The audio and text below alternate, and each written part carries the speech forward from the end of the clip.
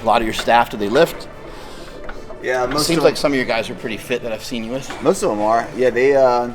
It's like one of these things with BPN is you show up and like typically you're a powerlifter or in a bodybuilding strength training, and then you slowly start running, and you sign up for a race.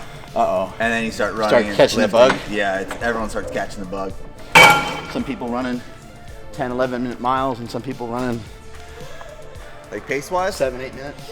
Yeah, most people are just all over the place. It's right? all over the place. Yeah. Like, some people are just getting started, and some people have been running for a longer period of time. I mean, if you look at my diet I think is untraditional, non-traditional from like an endurance athlete, because I started with a lot of fat. Yes, and I started as like a bodybuilder and powerlifter, so like I still eat like that. Lots of protein, lots of fat. 200 to 300 grams of protein a day, probably, if you were to. That's right. Yeah, 250. Because of the eating disorder you developed when you were a teenager, is it important for you to kind of stay, like, have something in your stomach throughout most of the day, even if it's not necessarily food, like some of your supplements and shakes and stuff like that? Yeah, I mean, because you said you used to like going to bed hungry. I think you mentioned when you had an eating problem. I'm eating like every 2 to 3 hours at this point. Mainly getting enough food in. Do you still end up with some disordered thinking here and there, you think, or not really? Not at this point. This is gonna make me fat, and this is gonna. The only time like I'm heavily conscious of it is when I get closer to a race. When I look at an ultra and a marathon, my mindset is two completely different things. With an ultra, I'm trying to build durability. So I'm trying to hold on to some more size, going a little bit heavier, be stronger. With a marathon where I'm going for speed, I want to go lighter into it. So that last 4 to 6 weeks, I'm more conscious of my weight and what I'm eating. Right. So it gets a little meticulous because you're like, I should weigh 195 or 192 or. Yeah. And where do you like your weight? Like what looks and feels best for you? 215. That feels the best. Like even like right now, like right under 200. And you're able to reasonably look at the 200 and not feel bad about it. You're just like, this is where you're at right now in accordance to your goal. Yeah. Like right now, I look at it and I think it's more when I'm at mile 20 and I'm trying to hold a 6:20 pace, will this weight get in the way? Yeah. Yeah, I loved building myself up when I was powerlifting until I went on a trip and we get on a plane and sit next to somebody and I'm like, maybe being 330 pounds isn't great. Yeah. I got no room. I'm sweating to death. But everything in terms of diet for me right now it's all like performance. Like what is going to fuel. What's going on over here? What the? What is going to fuel that next workout? What's going to fuel today's session? So I can easily tell if I ever undereat a day, I'm under recovered for the next 2 sessions. Are you back on no carbs right now? Yeah, I'm back on kind of my ketogenic style diet. Just mainly eating protein and fat. I like that a lot. It feels really good for me. I don't really notice, I think because I've been doing it for so long, I don't notice much differences without the carbohydrate in there. What do you get the most out of lower no carb? Yeah, that's when it feels best to me. Like mentally or physically? Both, yeah. Mentally and physically. I would say that having some fruit helps a lot. Just mentally, like at the end of the day, just knowing I get to have a giant ass bowl of fruit, or even throughout the day, it just tastes good and I really enjoy it. When I did a bodybuilding show, my carbs went higher, but I was also like in a caloric deficit, so I don't know, I always am able to get a pump. But again, I started all this so long ago, it's like hard sometimes for me to even give advice on it, you know? Yeah, it's so naturally just part of your life. Right.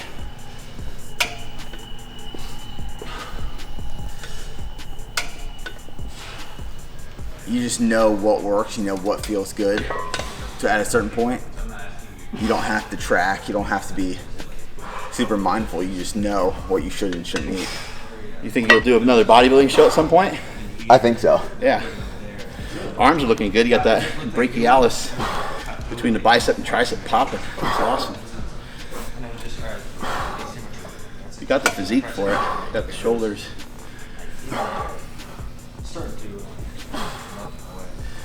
Yep. I don't really think there's a lot of wrong ways to do this. I think find stuff that feels good. Also, don't be real ignorant to your weaknesses. You can't only live on the stuff that you love doing, but find stuff that you like to do and just have it be repeatable. And when you feel good enough, see if you can challenge it a bit and see if you can do a little bit more reps or more sets or less rest or whatever. But you see how haphazard this machine workout that we're doing is. There doesn't have to be whatever science there is out there to this stuff. I would just say that there is no science, because most of those studies and stuff, they haven't been done on people that are really consistent with their training, consistent with their food. It's done on like college kids and old people. And so I discredit a lot of that shit and don't really find a crazy amount of value in it. Some of it makes sense, but it's also common sense. Explosive movements, the heavier movements, you need longer rest periods for them. Duh. The shorter that something takes and the higher the intensity, like a 40-yard dash, the longer the rest, the more warm-up you need for it. If you're gonna go run 10 miles, guess what your warm-up is? Your warm-up is to start running. If you're gonna try to bench 500 pounds, the intensity of that being your maximum, it might take you a half an hour to warm up from that. So I think the cool thing is there's a lot of parallels between lifting and track. And I believe a lot of the information came from track. And then it was leaked into Olympic lifting, and then it was leaked into powerlifting. A lot of the rest intervals, a lot of the protocols, road work, volume in the gym, rep sets, weights, all added up together. What do runners always talk about? Their mileage per week, per month. They'll talk about their intensity. It's not intensity of like running like this. It's how fast they're running, it's their pace. And it's going to be harder to repeat stuff that's at a higher intensity with low rest. And it will negatively impact your form and technique. And so therefore, normally, under normal conditions, you want longer rest for that. And shorter rest for things that have less intensity, like a bodybuilding workout. We don't need to rest a lot. He goes, I go. Go back and forth. Runners don't run as fast as they can, and lifters don't lift as much as they can. Just because you can doesn't mean that you should. And the more that you can, the less likely it is that you should. Because that means you're more powerful. Usain Bolt can blow himself apart at any second, or whoever's on top of the sprinting world right now. So how often do they sprint full speed? Once every 4 years, when they're trying to get a gold medal or a world record, or just extremely rarely. You know, some guys like to push that up a little bit. But when I did powerlifting, my biggest lifts were always done on the platform. Very rare for me to even bother to attempt them in the gym. Mental capacity, physical capacity, it was just a little too much. Do you think that one of the concerns or issues with people who are just getting into strength training or fitness as a whole is they want too much variation, they search for variation? Yeah, you gotta get proficient. You know, like, you know, with running, like I asked you about your running form, and you're like, it just kind of happened. I'm sure you heard stuff, you know, over months and years and stuff like that, but it's also just a progression. And then you're like, oh, that's weird. My left calf hurts again. Maybe I should pick my feet up more. Maybe I should move more like this. So I think with the newer lifters, they really, like if you're powerlifting in particular, you got to get used to the bench, squat, and deadlift. And I think that you should do them 3 times a week if you're brand new to it, and 2 times a week should be done with like 30% of your max, and then only 1 time per week should you work a little harder on those movements. But the quicker you learn them, the quicker you can search for those variations. Yeah, it's like when my deadlift was at its peak, which I would love to have a deadlift PR at some point again. You were pulling what, like around 300 kilos or so?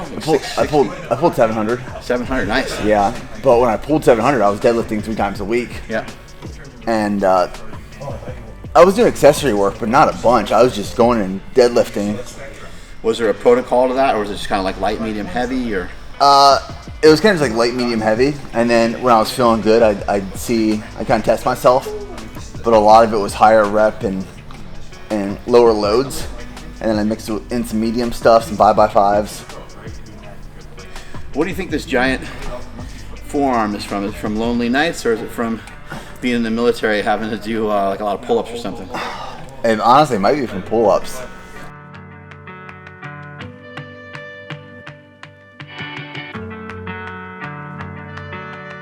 When I was in college, I was obsessed with strength training. Mm-hmm. Yeah, now look at you. Pathetic. He looks horrible, doesn't he?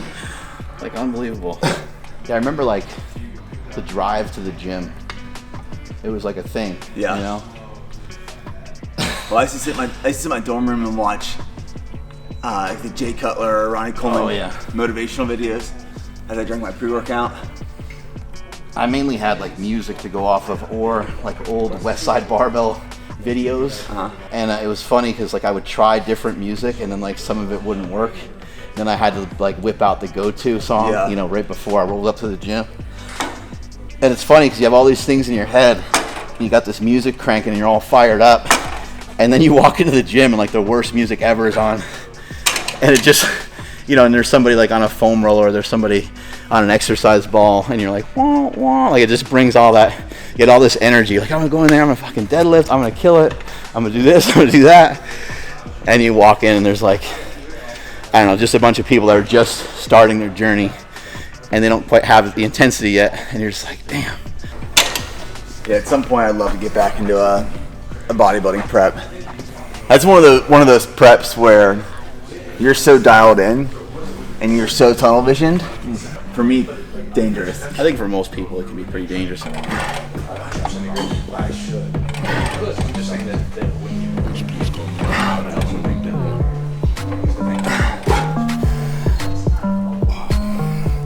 gonna preacher curl movement. If you hold it and then just get up over top of it, puts a ton more pressure on the biceps. Whoa.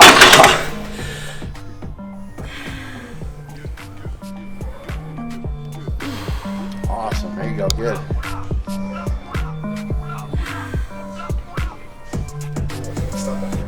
Hold it, and now take your body, sit up on the pad, and come forward, and hold still, hold. Come up more, stand up more, bring your hips up higher, lean into it more. Yeah, there you go. Pull your wrists down and back just a bit. Let your wrists go down and back a bit. Yes, there you go. Yeah, woo! Yep. Just small little changes. Look, he didn't have enough. That's good. Many sets when you do it like that, That's right? good. Yeah, it's nice, right? It feels good. When you start getting more comfortable with weights and you learn how to manipulate the body through a machine, because you think a machine, there's only one plane of movement through it. Right. But there's so much variation. Oh, you ever watch like Charles Glass work with those top level bodybuilders and stuff? Yeah. He's just like tweaking stuff and you're like, what are they even doing? So yeah, these small little tweaks and then it like sets the muscles on fire. Yeah. This is one of those movements where we can take advantage of getting in some stretching. I don't have a whole lot of weight on here. That's the first thing, is if you're trying to stretch the lower back and stuff like that, we don't want a ton of weight on here. I can get in here and I can sit in here and I can pull. There's so many different ways to do a seated row. There's not really, in my opinion, there's not one way. Now you see a lot of the bodybuilding coaches, a lot of people will say, we want to get an arch, try to tuck the shoulders back, and all we need to do is kind of move in here.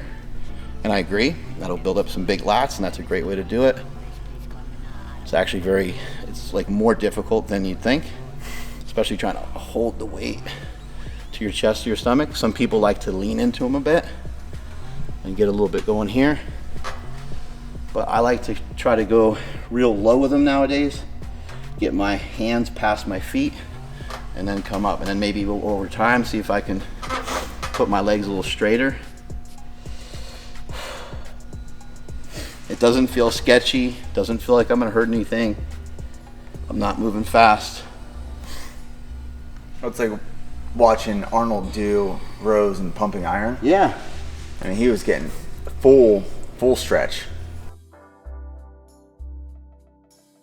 Even play with your foot position, put them way down. Like, there's just no reason why we can't mix these things up. Could we do it that way to start? And then could we finish with more in here? Sure.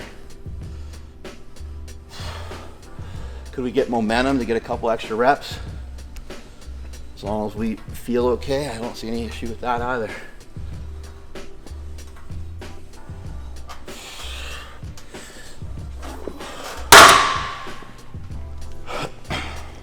I think one of the key takeaways of something you just said was not going into a set necessarily with a rep range in mind, but letting the weight dictate your reps. So for a lot of new lifters, I get that question all the time: is what should the rep range and rest set be? Rep range and rest set, and it's important for adherence to a plan and protocol. However, there needs to be some auto regulation and flexibility in there as well. Yeah. And like when I go into a set, I'm not counting reps, so I don't know what my rep range is going to be. I let the weight dictate that.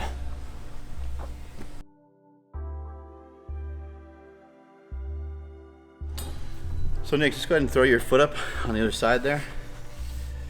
And this is like something so simple that you can do in between your sets. If you feel like you're not mobile enough to have it up this high, you could have it lower. But all you want to do is just try to play around with where your foot is, where your knee is. If we're trying to impress our boy Ben Patrick, maybe we're going into that kind of ATG split squat type of position. Now, when somebody does this, if you don't have knees that hurt, you might not feel anything. But this is still opening up the joint. The way I'd like you to look at this is, when is your leg like this during the day? How often are you getting into this position right here? Probably very, very rarely, right? So why not start to try to move around, see if you can pull that hip in a bit, see if you can pull the hip out, start to move around and play around with it and open that knee up, and then you can relax it. You can push back on the hammy.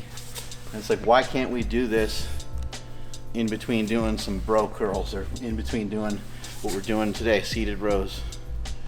And can we get a stretch on the back hip? We can get a really sick stretch on the back hip if we take our toe and we point it more inward. The more internally rotated that it gets, or the straighter that it gets, probably the more intense. You let that heel come up in the back and get kind of on the outside of your foot and start to shove the knee out, and you'll feel that hip go. How long do you want to do that for? Well, it'd be cool if you could hang out there for 2 minutes each side, but keep the barriers of entry into anything super low and just do 45 seconds. One of the things we identified after this last ultra I did was I eliminated lower body strength training the last 6 to 8 weeks prior to the ultra, because my mindset, my intent going into it was I want to be fresh. But we found what happened was, because I eliminated that strength training that I've been doing the entire prep that last 8 weeks of your adult life. Yeah. Yep. I created some weaknesses in my glutes, which transferred over to my hip flexors, and my psoas was tight, which then created issues in my knee, all stemming from just some weaker glutes. And that's why I'm a huge advocate for runners to maintain strength training in their programming, because with running, any sort of imbalance is going to exploit a weakness. And the only way to fix those weaknesses is through strength training. Yeah, and with like 20,000 steps in a given run, maybe, it's 20,000 running steps. You know, it's done with a particular vigor and intensity. It's way different than just getting in your walking steps. A lot of force is being generated on the body, and if one thing's off or one thing's weak, you'll get exposed. I think a lot of runners get away with stuff because sometimes they're lighter body weight, and they have pretty good strength to weight ratio for what they're doing with running. But if they just improved that, worked on it even just a pinch more, and I don't even know how much it would really take. I think just a couple workouts a week, maybe 3 workouts a week, a little bit of farmer's carry, a little bit of single leg stuff. Just really whatever, like, I don't think you need to get too sport specific with it, but I do think that like lunges and even some isometric lunges and a lot of the stuff from Ben Patrick, the knees over toes stuff, I think would be massively important. A little bit of hip hinge, a little bit of pressing, like upper body isn't very neglected by a lot of runners. I know I don't want to put size up there, but here's some running I think would be beneficial. Some upper body would be beneficial. The argument to that is runners all the time are afraid of strength training because they don't want to put on size or mass. But whenever I hear people say that, I think of you're saying strength is never a weakness and weakness is never a strength. Yeah. That is directly applied to runners being afraid of the weight room. Right. What we mentioned the other day, so Nick was saying that he lost about 8 pounds on a run. Came back, I think he said you weighed, 192 or something? 192, yep. 192. He's normally 200 pounds. I said, could you imagine trying to bench press after that? And he was like, I'd get crushed. So again, is it good to feel crushed at the end of a run like that, or would it be good? In Nick's case, he would still be much stronger than somebody else who runs, but he got weakened for himself. So picture if you're already not very strong and you got weakened from a run, now you're very, very weak, and maybe even something like push-ups might be challenging. So in my head, the way it works, and I ain't no runner, so I don't know, if you were to struggle with something like a push-up or like a single pull-up after a run, then I would think in my head that your running at that point is probably getting weakened as well. So strength training to some capacity, I've never seen it not assist somebody. Now, can you go way too far with it? Yeah, I've done that before. Like, I powerlifted so much that I could barely tie my shoes, I could barely wipe my ass, I could barely do this, I could barely do that, barely walk through the airport without getting like a back pump. So that there is a point where if you go so lopsided on something, your greatest asset can become a weakness. And what you'll find is that if you're naturally a runner and that's your thing, you most likely aren't going to do that in the weight room. So it's really not a fear that you need to be worried about. You're not going to be sucked into this like powerlifting vortex where you're going to be eating tons and tons of food and gaining tons of weight.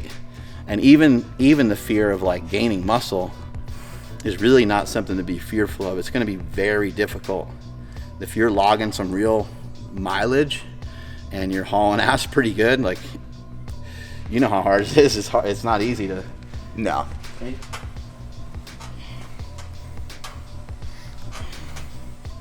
Have you ever heard of a correlation between pull-ups and sprinting speed? You ever heard that before? No, but I could almost imagine that it is the upper body force of pulling and pushing. Is that the correlation? I think that's a decent assessment. I think that the main thing is just a correlation directly back to your strength to body weight ratio. I think that's the main thing. So, like, somebody that's 300 pounds that can still move really fast and run like a 4.6 or 4.7 40, which I saw a guy do the other day, is probably still going to be relatively pretty good at pull-ups. Yeah. Because he's really powerful with his own body weight. So it's just an interesting I mean, think about it. A lot of women will struggle with pull-ups, but a woman that can do pull-ups, especially a woman that can do 10 pull-ups, they almost always fall into a particular figure, a particular look. And then a woman that can do 10 pull-ups is probably a woman that's pretty fast. The only reason why I'm picking on women is because a lot of times that upper body strength can be more difficult for some of them. So yeah, it's pretty interesting. I can see the correlation. You could probably bang out pull-ups all day, right? I can do a lot of pull-ups. What's the most amount you ever just go for it? And maybe 22, 23, maybe a little bit more. They're probably done pretty like. They're pretty strict. Yeah.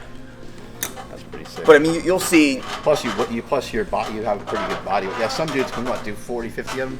Yeah. I don't know if you get this way when you run or if you're pretty just focused and determined on exactly what it is you're doing, but like I'll like jump up on curbs and shit and like I do the same thing. Yeah, I mess around. Like it gets to be boring, right? Yeah. And it just brings an element of fun into it. Sometimes I'm like, I'll see a branch or something. I'm gonna jump over. I'm not doing anything too crazy. I'm not like doing parkour. Yeah.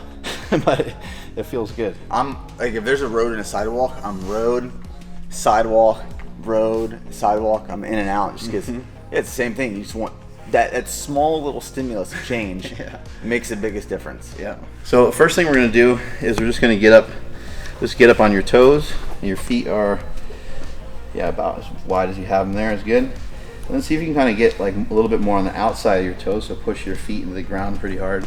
What's annoying about this is you'll start to find out like how like off balance you are. You're like, this is embarrassing. But what we're gonna do is as we squat down, we're gonna push the hips back first. Okay. So you're gonna do a real like deep hip hinge. You're gonna go here to where your body's about parallel with the ground. And then from here, we're gonna stay up with the heels off. And we're just gonna force the knees out. We wanna try to make sure that this inside ankle bone here, that this foot stays in this kind of dome shape Okay. the entire time. So really shove the knees outward as you go down. And there you go. Just drop down as low as you can get yourself. There you go, come back up. Start over, drop the hips way back. We want the hips back behind, like if we had shoelaces on, you want the hips back behind your shoelaces. And then we want to try to drive the knees out, keep that inside ankle bone high, and sit into it as much as you can. See if you kind of bring your upper body up. And we can do what I kind of refer to as stacking. You stack your shoulders like over your hips, which is not super comfortable, but we're opening up a lot in here. For somebody that has pain, just hold on to something. Hold on to a power rack or something so you can guide yourself down. We're gonna do the same thing again. All the way back up. Drop the hips back. Like there's no reason for us to do tons of these. We're just gonna do a few. So there's 3, and by the time we get to about 5, for me, my calves and shins kind of go on fire. Drop those hips way back again. Get into this position. And this is like for knee health. This is to help me get in better squat positions and better shapes and stuff. It's stretching the feet. It's also kind of working some of the musculature of the feet because we don't have any shoes on. We're gonna come back up again. We're just gonna do one more. Scoot the hips way back again. Try this at home. You know, if you're watching this right now, give this a try and see if you keep pushing your knee out, if it still hurts your knee the way that things normally hurt your knee. What you'll find a lot of times is that even with something like a lunge, like if you lunge like this, for a lot of people that will hurt. They're not used to that. I don't know, just sometimes it doesn't feel great for a lot of people to do that, to be in this position. So what you want to try to do is just take that knee and just push it out a bit. And what you'll find is that it'll feel a little bit better in here. You'll notice your heel might come up more. And for me, it's a lot less painful. Every body type is a little different. But I believe, and you can support yourself a little bit too if you need to, I believe you'll find a lot of relief in just forcing that knee outward. What you do with the back leg is also important because a lot of times the back leg, you'll have knee pain because you're not realizing how far your knee is over your toe on the back leg. And so we want to drop that back leg in. We want to internally rotate a bit. So we're going to go from here where it's kind of this way, and we want to tilt it this way. And we want to rotate towards this left leg and then lower ourselves. And now I feel explosive through here. Like I can hang out here. This has zero pain. And I've had knee tendonitis since I was like 16. So for 29 years, I've had knee pain. I don't know if you're feeling any differences or noticing anything. Do you have any knee pain? I get no knee pain, Nice. but one thing from all the miles I log is my feet have so much pain. Metatarsals. So this is probably challenging in some way. Yeah, it's like right in my metatarsals. I don't feel anything, but like as soon as I get this stretch in my feet, I can feel there's so much tightness bound up back there. So this is really simple. I mean, you just set a band up in here like this on the J hooks. You just want to make sure that if you're going to do any movements out here, that it doesn't come off the hook. So you might want to adjust accordingly and just do stuff from that side. But there's so many movements you can do from here. You can do tricep push downs. You can actually do like a push up off of here, which gets to be really weird because after a minute, your body weight, as you lower yourself, your body weight starts to get it and you're like, whoa, am I gonna be able to do that? You see how crazy unstable it gets. There's a lot of cool movements we can do with this. You have older clients and stuff, you can all kinds of shit you can do. You could set it lower, you could step on it. We're gonna do the ATG split squat. And so you kind of use this as a harness. Nick has plenty of strength to do a lunge. So this isn't about a lunge. This is about having him be able to get in a position that maybe he's not normally able to get into. You've seen how Ben Patrick gets into that range of motion, right?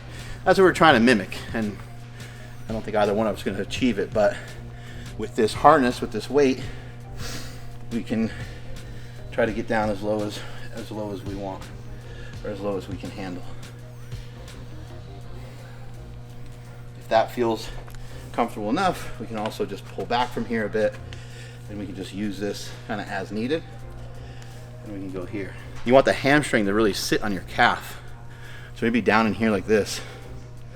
And you know how you come back up, yeah, it's like that is going to work your knee, but if anything hurts or feels sketchy, try to figure out a way for it to, because this stuff's not supposed to hurt.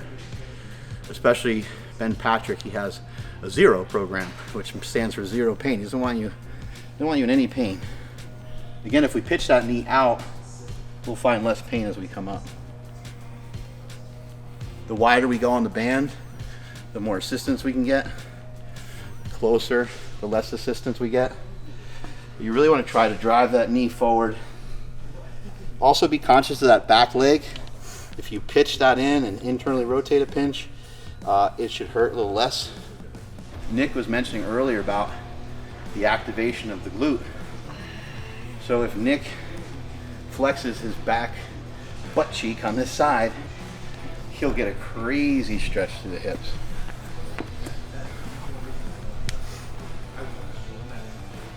Oh yeah. And this is really common to get into these positions and to not breathe. So make sure that you're breathing. And notice the irritation of the heel cords right here. Like they're mad. These guys right here, they're pretty angry on him. You can see, like, obviously they're chafed from him running like a madman all the time. But they're also, it's kind of obvious they're under some stress. And he goes to the bottom. I'm going to apply just a gentle twist to him, and he should feel that. How's that feel? So on this knee right, not knee, but quad. In the quad, yep. Yeah. So just get him to open up a little bit, and you can practice that on yourself. You can twist one way, you twist the other. Like, I don't want to see people do exercises in a way that's going to hurt them, but so much of this stuff is experimental. Like when you go to try this and you watch a video from Ben Patrick, or you watch something that we've done here today, and you do it and you go, what I'm doing doesn't look anything like that. That's okay, just as long as it doesn't hurt. This is going to look a lot different. You might weigh 100 pounds less than me. You might weigh 100 pounds more than me. It's all okay to do it. Those hip flexors, psoas, just open up in that movement. Yep. It's really great to utilize exercises that give you a stretch. So for the younger guys out there, I know you want to bench, squat, deadlift. You want to do the stuff that's cool. You want to do the muscle ups and all that. But find movements that are allowing you, even like pull-up. Pull-up's a great movement. Hang there for a bit. Let all that shit open up. And if you really think you're hot shit on a pull-up, see if you can hang off of one arm. That'll really open you up. That'll really stretch you a lot. Keep your lunges in there. Keep some of these movements in there. Louis Simmons, the guy went to his grave preaching this stuff. And nobody, including myself, really listened to him. It would have allowed me to have access to some of the stuff that I'm getting into now. I would be a lot further ahead had I taken some of that advice, and I probably wouldn't have some of the little nagging injuries and stuff that I still have now. These are things that aren't sexy, Yeah. and no one wants to do or document the non-sexy stuff. But that's the stuff when you do on a consistent basis that you look back 10 years from now saying, I'm glad I did that. Working out with somebody the other day, and I was just doing a lot of this stuff, and they started doing it with me, and they're like, well, what do you do for your workouts now? I was like, that was it. Yeah. They're like, really? You know, I still will, you know, like we broed out earlier and did the pump stuff, and my shoulder feels a little better again, so I've been benching. And I'll get back into a lot of the other stuff, deadlifting and squats and stuff. Are you doing any of that right now? Deadlifting and squats? No deadlifting or squats at the moment, but they'll pop back in there.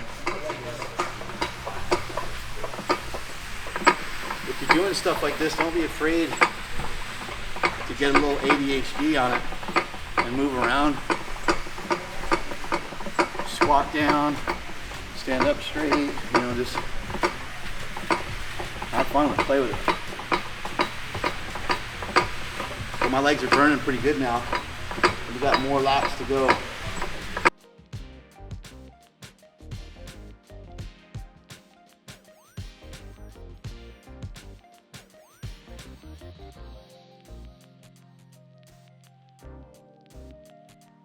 You already did a bunch of your running for the day.